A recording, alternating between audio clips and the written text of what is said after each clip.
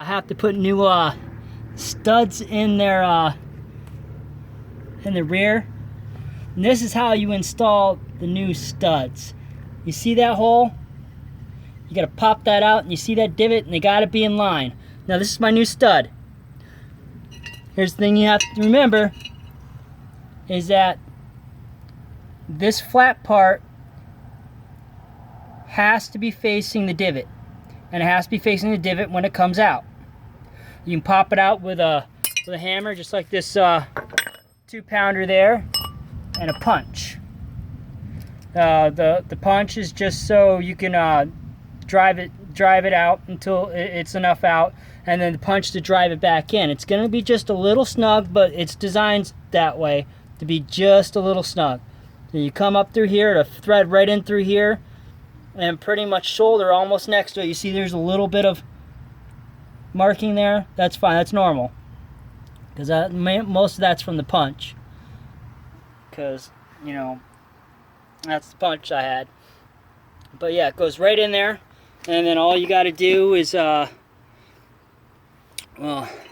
take your this is the new one, because the other one broke off, but I had one of these through ones, and I used that one. A little bit of anti-seize to make sure it wouldn't gull on me, and a couple of washers to protect the back plate, because that will dig into this, and so you need a couple washers. Okay, if the washers deform, it's fine. That's all it took, and it didn't take me more than maybe like 5 minutes. It was real easy. You know, that simple. And so these are the two things. This is the parking brake. All you got to do is take these two. So you just got to back this off and then take this off. So my next step is to put this on, and then put this on, and then adjust it to where it just slides on, and then I can put the rest of my wheel assembly on, and presto changeo, I got my stud done. Also, in order to turn this, you're gonna want the vehicle neutral. In order to do that, you gotta block up 3 of the tires. I blocked up 3 of the tires.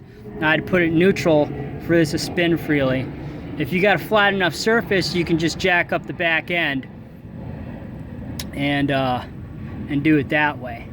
But yeah, so well, there you go. You got a little bit more information about your Ford Explorer. This model is a 2010, no, it's 2010, 2002, excuse me. It's a 2002.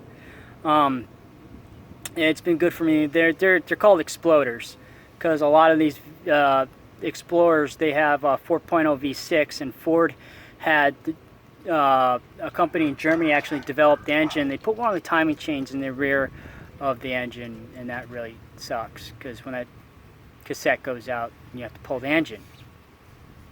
Yeah. But anyways, yep. Simple, easy to do.